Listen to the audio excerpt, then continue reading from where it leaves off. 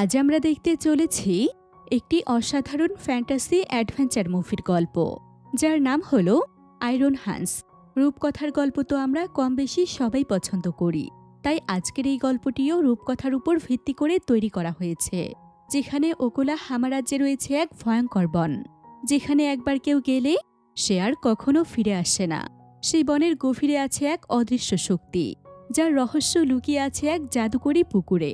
রয়েছে এক রহস্যময় বৃদ্ধ ও মাথার চুল সোনালি হয়ে যাওয়া অভিশাপ, আর আছে এক কৌতূহলী রাজপুত্র যে হারিয়ে যাবে আবার ফিরে আসবে নায়ক হয়ে। আশা করছি এই রূপকথার গল্পটি আপনাদের অনেক ভালো লাগবে। তো আর কথা না বাড়িয়ে চলুন গল্পটি শুরু করা যাক। তো গল্পের শুরুতেই আমাদের জার্মানির ওকোলা হামা নামের রাজ্যের একটি বনের দৃশ্য দেখানো হয়, যেখানে একজন শিকারী তীরধনুক হাতে নিয়ে কিছু একটা শিকার করতে যাচ্ছিলেন। ঠিক এই সময় তার সামনে একটি বড় পুকুর পড়ে। সে যখন পুকুরে হাত দেওয়ার জন্য পানির দিকে হাত বাড়ায়, ঠিক তখনই পানির ভেতর থেকে একটি অদৃশ্য হাত তাকে টেনে নিয়ে পানির ভেতরে নিয়ে যায়, আর লোকটি ছটফট করতে করতে সেখানেই মারা যায়। এরপর দেখানো হয় ওকোলা হামা রাজ্য। আজ সে রাজ্যের একমাত্র উত্তরাধিকারী রাজপুত্র মাইকেলের জন্মদিন উপলক্ষে তার মা তাকে একটি সোনার বল উপহার দেন। বলটি পেয়ে রাজকুমার মাইকেল খুব খুশি হয়। সে আনন্দে মাইকেল তার বাবা রাজা ফ্রেডরিকের সাথে দেখা করতে যায়। সেখানে গিয়ে সে দেখতে পায় তার বাবা দুজন কৃষকের মধ্যে বিচার করছেন। তাদের মধ্যে ঝামেলা চলছিল। একজনের ছাগল অন্যজনের জমির ধান খেয়ে ফেলেছে, এজন্য তারা রাজার কাছে এই বিষয়টি নিয়ে এসেছে। রাজা তখন এমন একটি রায় দেন যা শুনে মাইকেলও অবাক হয়ে যায়। রাজা সেই কৃষকের ছাগল নিয়ে নেন যার ছাগল ধান খেয়েছিল, আর অন্য কৃষকের ক্ষেতের সমস্ত ফসলও নিয়ে নেন যার জমির ধান খেয়ে ফেলেছিল। এমন অদ্ভুত বিচার দেখে মাইকেল বলে, এটা তুমি কেমন বিচার করলে বাবা? তখন তার বাবা তাকে ধমক দিয়ে থামিয়ে দেন এবং বলেন, তুমি ছোট মানুষ, এইসব বিষয়ে মাথা ঘামিয়ে তোমার লাভ নেই, আর রাষ্ট্রশাসনের বিষয়ে তুমি কিছুই জানো না, তাই তুমি এমন কথা বলছো। তুমি বড় হও, তারপর সব বিষয়েই মাথা ঘামিও। এরপর রাজা রাজকুমার মাইকেলকে নিয়ে তার জন্মদিন সেলিব্রেট করতে যান এবং অনেক ধুমধামের সাথে তার একমাত্র ছেলে মাইকেলের জন্মদিন সেলিব্রেট করতে থাকেন। এমন সময় সেখানে একজন সৈনিক আসে। সৈনিক এসে রাজাকে বলে, মহারাজ, অনেকদিন থেকে আপনার রাজ্যের ওই বন থেকে অনেক মানুষ নিখোঁজ হয়ে যাচ্ছে। অনেক কাঠুরে কাঠ কাটতে গিয়ে আর ফিরে আসেনি। আপনি অনুমতি দিলে আমি সেই বনের রহস্য উদ্ঘাটন করতে চাই। কি এমন আছে ওই বনে, সেটা আমি দেখতে চাই। রাজা তখন বলেন, ওই বনে এমন এক ভয়ঙ্কর শক্তি আছে যার কারণে যেই ওই বনে যায় সে আর কখনো ফিরে আসে না। ওই বনে কি আছে সেটা খোঁজার জন্য আমি অনেক সৈনিককে পাঠিয়েছিলাম, কিন্তু তারা আর কেউ ফিরে আসেনি। তুমি যদি সেই শক্তিকে ধরে নিয়ে আসতে পারো তাহলে আমি তোমাকে 1000 স্বর্ণমুদ্রা দিব। সেই সৈনিক রাজার কাছে বিদায় নিয়ে জঙ্গলের উদ্দেশ্যে চলে যায়। এরপর সেই সৈনিক আরও দুজন সৈনিককে সাথে নিয়ে সেই বনের ভেতরে যায়। এরপর তারা সেই শক্তিকে খুঁজতে থাকে। তারা খুঁজতে খুঁজতে সেই জায়গায় এসে পৌঁছায়, যে জায়গাটিতে আমরা ছবির শুরুতে একজন শিকারীকে হারিয়ে যেতে দেখেছিলাম। তারা সেখানে এসে হারিয়ে যাওয়া শিকারীর তীরধনুক দেখতে পায়। তখন প্রধান সৈনিকটি একজনকে ধনুকটি আনতে বলে। সেই সৈনিকটি যখন ধনুকটি নিতে যায় তখন পানির ভেতর থেকে একটি হাত এসে তাকে পানির ভেতরে টেনে নিয়ে যায়। এটা দেখে অন্য একজন সৈনিক তাকে বাঁচাতে যেতে চাইলে প্রধান সৈনিক তাকে বাধা দেয়। তখন সে বুঝতে পারে ওই পানির ভেতরে এমন কিছু আছে যা অদৃশ্য থেকে মানুষকে গায়েব করে দিচ্ছে। তাই সে বুদ্ধি করে একটি জাল ব্যবহার করে। তারা দুজন যখন দুপাশ থেকে জালটি টানছিল তখন পানির ভেতর থেকে একটি বৃদ্ধ লোক উঠে আসে। এটাই ছিল সেই অদৃশ্য শক্তি। এরপর তারা তাকে বেঁধে রাজার কাছে নিয়ে যায়। এই সময় রাজা তার ছেলেকে অস্ত্র প্রশিক্ষণ দিচ্ছিলেন। তখন সেই সৈনিক রাজাকে গিয়ে বলে, আমি আপনার শর্ত মতো সেই জঙ্গল থেকে এই ভয়ঙ্কর শক্তিটিকে বেঁধে নিয়ে এসেছি। এখন আপনি আপনার কথা মতো আমাকে 1000 স্বর্ণমুদ্রা দিন। রাজা তখন হেসে বলেন, ওই জঙ্গলে ঢোকা আমার রাজ্যবাসীদের জন্য নিষেধ ছিল, আর তুমি সেই নিষেধ অমান্য করে জঙ্গলে ঢুকেছিলে। আবার তুমি আমার কাছে 1000 স্বর্ণমুদ্রা চাইছ। সেই সৈনিক বুঝতে পারে রাজা তার সাথে প্রতারণা করছেন। তাই সে সঙ্গে সঙ্গে একটি ছুরি বের করে রাজকুমারের গলায় ধরে এবং রাজাকে বলে, আমাকে যদি এখনই 1000 স্বর্ণমুদ্রা না দেন তবে আমি রাজকুমারকে মেরে ফেলব। তখন পাশে থেকে রানী ভয়ে সেই সৈনিককে 1000 স্বর্ণমুদ্রা দেন এবং সে রাজকুমারকে ছেড়ে দেয়। এরপর তারা সেখান থেকে চলে যায়। রাজা সেই শক্তিকে বন্দি করে রাখতে বলেন এবং ঘোষণা দেন, যে শক্তিকে এখান থেকে ছেড়ে দেবে তাকে মৃত্যুদণ্ড দেওয়া হবে। পরের দিন সকালে রাজকুমার মাইকেল তার মায়ের সাথে সেই সোনার বলটি দিয়ে খেলতে থাকে। খেলতে খেলতে একসময় বলটি দেয়ালের উপর দিয়ে অন্য পাশে গিয়ে পড়ে, যেখানে সে শক্তিকে বন্দি করে রাখা হয়েছিল।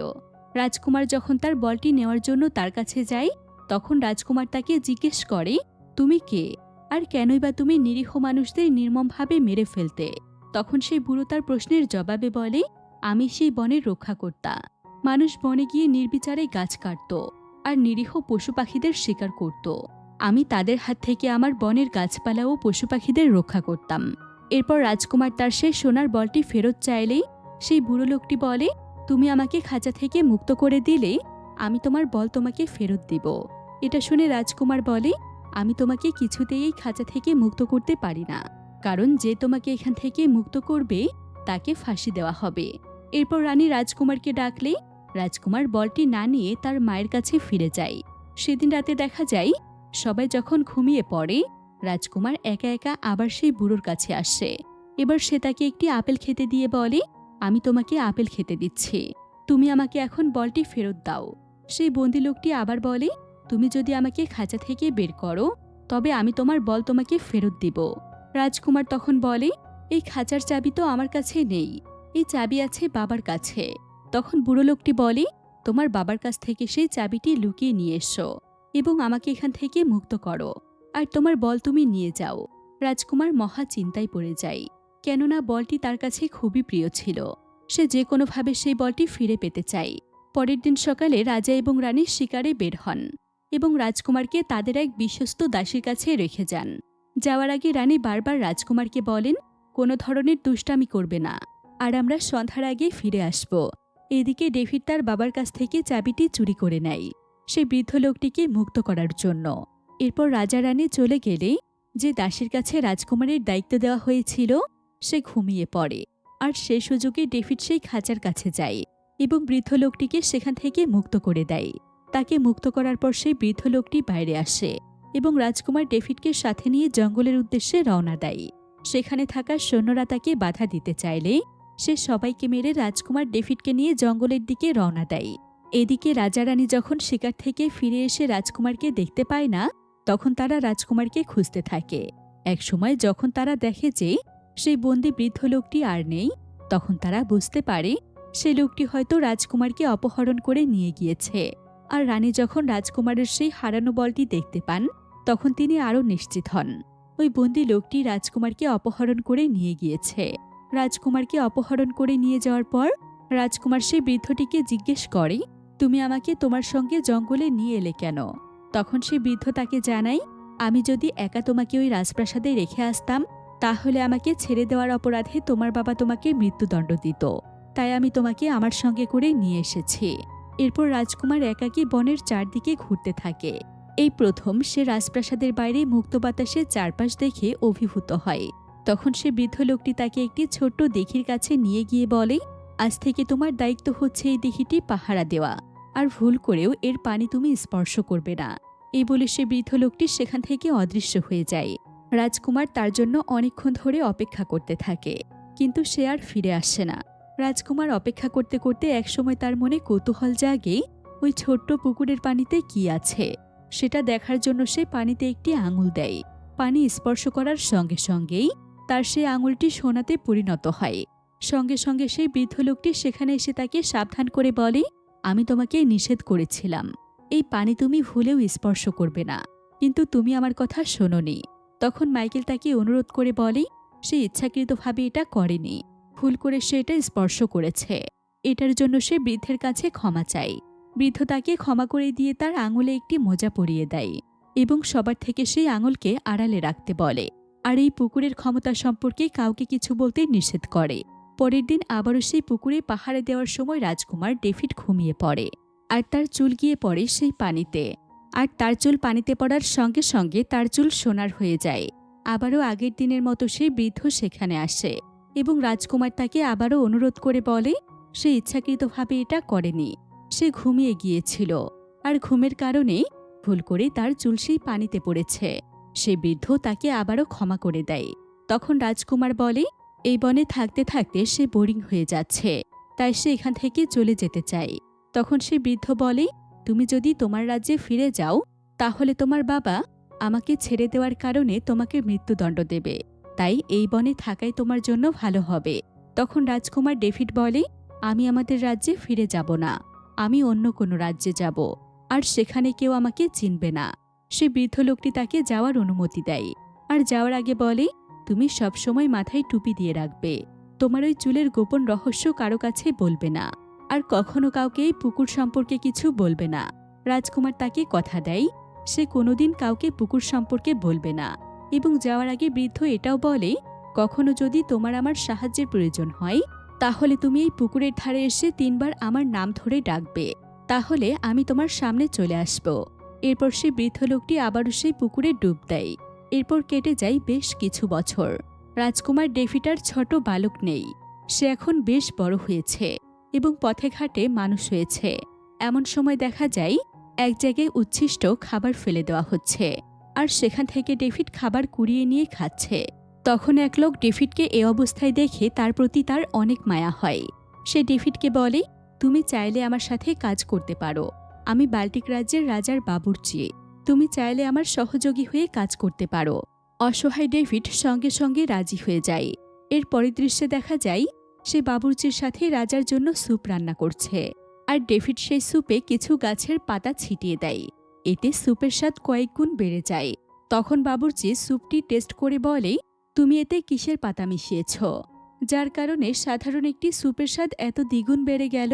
তখন ডেভিড বলে, আমি একজনের কাছ থেকেই গাছের গুণাগুণ সম্পর্কে জেনেছিলাম, তাই এতে পাতা মিশিয়ে এর স্বাদ কয়েক গুণ বেড়ে গিয়েছে। এই খাবার যখন রাজা খান, রাজা এতটাই খুশি হন যে তিনি বাবুর্চিকে জিজ্ঞেস করেন, তুমি এতে কি মিশিয়েছ যে খাবারের স্বাদ দ্বিগুণ হয়েছে? তখন বাবুর্চি ডেভিডের কথা বলেন। রাজা তখন ডেভিডকে পুরস্কার দেওয়ার জন্য তার কাছে ডাকেন, আর তখন সেখানে বাল্টিক রাজ্যের রাজকন্যা সুফিয়া ও রানীও উপস্থিত ছিলেন। এরপর ডেভিডকে রাজার সামনে নিয়ে আসা হয়। রাজা তখন তাকে জিজ্ঞেস করেন, এত সুন্দর খাবার তুমি কোথা থেকে রান্না করা শিখেছ? কিন্তু ডেভিড কোনো কথা না বলে শুধু চুপচাপ দাঁড়িয়ে থাকে। তখন তার মাথায় টুপিটাও ছিল। মন্ত্রী তাকে ইশারা দিয়ে বলেন, রাজার সামনে টুপি পরা এক ধরনের বেয়াদপি, তাই তুমি টুপিটি খুলে ফেলো। কিন্তু ডেভিড কিছুতেই সেই টুপিটি খুলতে চায় না। এমনকি রাজার সৈন্যরা এগিয়ে এলেও সে টুপিটি খোলার জন্য রাজি হয় না, বরং হঠাৎ করে সে সেখান থেকে পালানোর চেষ্টা করে। সৈন্যরা তাকে ধরতে গেলে সে সবকিছু লণ্ডভণ্ড করে পালাতে থাকে। তার কারণ হলো, যদি সে টুপি খুলত তাহলে তার সেই স্বর্ণের চুল সবাই দেখে ফেলত, আর সে তো সেই বৃদ্ধ লোকটিকে প্রতিশ্রুতি দিয়েছিল সে যে কোনো কিছুর বিনিময়েও টুপিটি খুলবে না এবং কারো কাছে তার সোনালি চুলের রহস্য বলবে না। পালানোর সময় রাজার সৈন্যরা তাকে খুঁজতে থাকে। তখন সেই বাবুর্চি তাকে সাহায্য করে এবং বলে, তুমি এ রাজ্যের মালির সঙ্গে দেখা করো, আর তাকে সবকিছু খুলে বললেই সে তোমাকে একটি কাজের ব্যবস্থা করে দেবে। এরপর ডেভিড সেই মালির সঙ্গে দেখা করে। মালি তাকে নিজের সঙ্গে রাখে এবং কাজে লাগায়। এভাবে বেশ কিছুদিন কেটে যায়। ডেভিড মালির সঙ্গে কাজ করতে থাকে।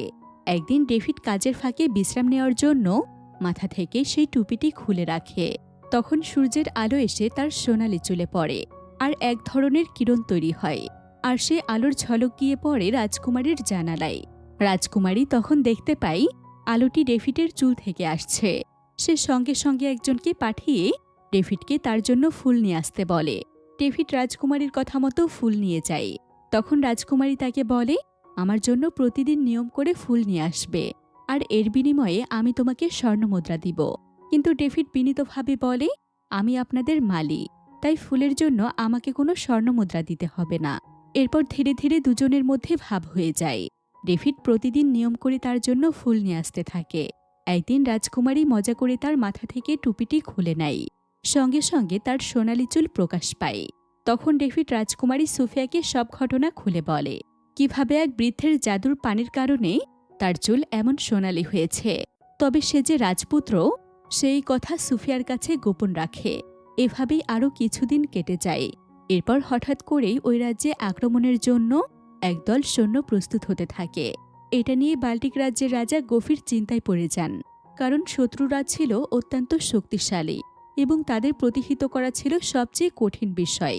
ডেভিড যখন এই খবর জানতে পারে তখন সে রাজ্যের সেনাপতির সঙ্গে দেখা করে। এবং যুদ্ধে অংশ নেওয়ার ইচ্ছা প্রকাশ করে, কিন্তু সেনাপতি তাকে বলেন, যুদ্ধ কোনো ছেলে খেলা নয়। আমরা যে সৈন্যদের মুখোমুখি হতে যাচ্ছি তারা দুঃসাহসিক এবং অত্যন্ত শক্তিশালী। তাদের প্রতিহিত করতে হলে বহু প্রাণ দিতে হবে। তাছাড়া তোমার তো যুদ্ধের কোনো প্রশিক্ষণ নেই, তুমি কিভাবে তাদের মোকাবেলা করবে? একথা শোনা মাত্রই ডেভিড এক মুহূর্তও দেরি না করে সেই পুকুরের কাছে চলে যায়। বৃদ্ধ তাকে কথা দিয়েছিলেন, যদি সে কখনো বিপদে পড়ে তাহলে যেন সে 3 বার তার নাম ধরে ডাক দেয়। সেই কথা মতো ডেভিড পুকুরের ধারে গিয়ে 3 বার সেই বৃদ্ধের নাম ধরে ডাক দেয়। সঙ্গে সঙ্গে বৃদ্ধ তার সামনে এসে হাজির হয়। ডেভিড তখন বলে, বাল্টিক রাজ্যে শত্রুরা আক্রমণ করতে আসছে। তুমি আমাকে এমন এক শক্তি দাও যাতে আমি একাই তাদের সবাইকে পরাজিত করতে পারি। বৃদ্ধ তার কথা মতো তাকে এক লাল পোশাক পরা সৈনিকের বর্ম দেন এবং যুদ্ধের জন্য প্রস্তুত করেন। সেই সঙ্গে তার শরীরে এমন অলৌকিক শক্তি সঞ্চার করে দেন যাতে সে একাই অসংখ্যক শত্রুকে পরাজিত করতে সক্ষম হয়। অন্যদিকে রাজকুমারী সুফিয়া ডেভিডকে দেখতে না পেয়ে চিন্তায় পড়ে যায়। প্রতিদিন ডেভিড তার জন্য ফুল নিয়ে আসত, কিন্তু কয়েকদিন ধরে সে আর আসছে না। রাজকুমারীর মনে দুশ্চিন্তা জন্মায়। সে ভাবে ডেভিডের কোনো বিপদ হয়েছে কিনা। রাজকুমারী আর অপেক্ষা করতে না পেরে সে মালির সঙ্গে দেখা করে এবং ডেভিডের খোঁজ জানতে চায়। মালি জানায়, সে বহুদিন ধরে ডেভিডের কোনো খবর পাচ্ছে না। কাউকে কিছু না বলে সে কোথায় যেন চলে গিয়েছে। এই কথা শোনার পর রাজকুমারীর মন ভীষণ খারাপ হয়ে যায়। ডেভিড চলে যাওয়ার সময় একবারও তাকে জানালো না, অথচ ভিতরে ভিতরে রাজকুমারী তখন ডেভিডকে ভালোবেসে ফেলেছিল। আর এইদিকে যুদ্ধ শুরু হয়ে গিয়েছে। একজন সৈনিক আহত অবস্থায় রাজ্যে ফিরে আসে, আর তাকে দেখে সবাই ঘিরে ধরে তার কাছ থেকে যুদ্ধের খবর জানতে চায়। রাজকন্যাও তার কাছে ছুটে এসে তার বাবার খবর জানতে চায়। তখন সেই আহত সৈনিক রাজকন্যাকে বলে, রাজা সুস্থ আছেন এবং তারা যুদ্ধে জিতে গিয়েছেন। রাজকন্যা অবাক হয়ে জিজ্ঞেস করে, এত তাড়াতাড়ি যুদ্ধে জিতে গেলে কিভাবে? তখন আহত সৈনিক জানায়, একজন লাল পোশাক পরা সৈন্য আমাদের হয়ে যুদ্ধ করেছিল এবং সে একাই সবাইকে পরাজিত করে দিয়েছে। সেই সৈন্য না থাকলে নির্ঘাত আমাদের সবাইকে মরতে হতো। সেই সৈন্যের কারণেই আমরা বেঁচে গিয়েছি। এমন সময় রাজা সেখানে চলে আসেন। রাজাকে দেখে রাজকন্যা খুশিতে দৌড়ে গিয়ে তাকে জড়িয়ে ধরে এবং তার কাছে যুদ্ধের খবর জানতে চায়। তখন রাজা তাকে বলেন, আমরা এক সৈন্যের কারণে সবাই বেঁচে গিয়েছি। সে এসে আমাদের সবাইকে রক্ষা করেছে এবং আমরা যুদ্ধে জিতে গিয়েছি। এরপর ডেভিড সাধারণ সৈন্যের বেশে ঘোড়ায় চড়ে রাজ্যে ফিরে আসে। তাকে দেখে রাজকন্যা সুফিয়া দৌড়ে তার কাছে এসে বলে, এতদিন তুমি কোথায় ছিলে? তোমার কোনো খোঁজ খবর ছিল না। আমি তোমার জন্য খুব টেনশন করছিলাম। ডেভিড হালকা হেসে উত্তর দেয়, আমি একটি বিশেষ কাজে রাজ্যের বাইরে গিয়েছিলাম। কাজ শেষ করতে একটু সময় লেগে গেল, তাই ফিরতে দেরি হয়ে গেল। রাজকন্যা তখন আনন্দিত হয়ে বলে, তুমি জানো, একজন রহস্যময় সৈনিক পুরো রাজ্যকে শত্রুর হাত থেকে রক্ষা করেছে। সবাই বলছে সে না থাকলে আমরা হেরে যেতাম। সেদিন রাতে ডেভিড গোপনে বন্দী থাকা শত্রু সৈন্যদের একজনের সঙ্গে দেখা করে। শত্রুটি ডেভিডকে দেখে চিনে ফেলে এবং দাঁত কিরমির করে বলে, তোমার কারণেই আমরা বন্দী হয়েছি, তোমাকে কিছুতেই ছাড়ব না। ডেভিড তৎক্ষণাৎ তাকে ধাক্কা দিয়ে সেখান থেকে চলে যায়। পরের দিন রাজপ্রাসাদে রাজকন্যা সুফিয়ার জন্য উপযুক্ত পাত্র খোঁজা শুরু হয়, কিন্তু অনেক পাত্র এলেও রাজকন্যা কাউকেই পছন্দ করে না। তখন রাজা ঘোষণা দেন, আজ আমি একটি খেলার আয়োজন করছি। আমি এই সোনালী বলটি আকাশে ছুঁড়ে দিব, আর যে প্রথমে এটি ধরতে পারবে তার সাথে রাজকন্যার বিয়ে হবে। বলটি আকাশে ছোড়া মাত্রই সব পাত্রই ঝাঁপিয়ে পড়ে বলটি ধরার জন্য, কিন্তু সবাইকে অবাক করে দিয়ে ডেভিড মুহূর্তের মধ্যেই বলটি ধরে ফেলে। উপস্থিত সবাই বিস্ময়ে তাকিয়ে থাকে, কিন্তু রাজকন্যা মনে মনে আনন্দে ভরে ওঠে, কারণ তার মনের মানুষটি জিতেছে। ঠিক তখনই বন্দি থাকা শত্রু সৈন্যটি হঠাৎ ভিড়ের মধ্যে এসে রাজকন্যার গলায় ছুরি ধরে। মুহূর্তের মধ্যেই ডেভিড তলোয়ার হাতে তার দিকে ছুটে যায় এবং দুজনের মধ্যে তীব্র লড়াই শুরু হয়। একসময় শত্রুটি ডেভিডকে প্রায় মেরে ফেলতে উদ্যত হয়, কিন্তু ডেভিড হঠাৎ এক লাথিতে তাকে পেছনে ঠেলে দেয়। সে ছিটকে পড়ে যায় পাশের গভীর কুয়ায়। রাজা ছুটে এসে ডেভিডকে জড়িয়ে ধরে বলেন, আজ তুমি শুধু আমার মেয়েকেই নয়, পুরো রাজ্যের সম্মানকে রক্ষা করেছ। ঠিক তখনই প্রাসাদের সবাই ডেভিডের আসল পরিচয় জানতে পারে। সে আসলে ওকোলা হামা রাজ্যের রাজা ও রানীর সন্তান, বহু বছর আগে হারিয়ে যাওয়া এক রাজপুত্র। এরপর ধুমধাম করে রাজপুত্র ডেভিড ও রাজকন্যা সুফিয়ার বিয়ে হয়। সে শুভক্ষণে ডেভিডের বাবা মা যারা বহু বছর ধরে ছেলের অপেক্ষায় ছিলেন তারাও সেখানে উপস্থিত হন। বহুদিন পর সন্তানকে দেখে তারা আবেগে ভেঙে পড়েন। আনন্দ, পুনর্মিলন আর ভালোবাসার উদযাপনের মাধ্যমে রহস্য ও অভিযানে ভরা এই ফ্যান্টাসি অ্যাডভেঞ্চার মুভির গল্পটি এখানেই শেষ হয়ে যায়। সবাই ভালো থাকুন, সুস্থ থাকুন। আসসালামু আলাইকুম।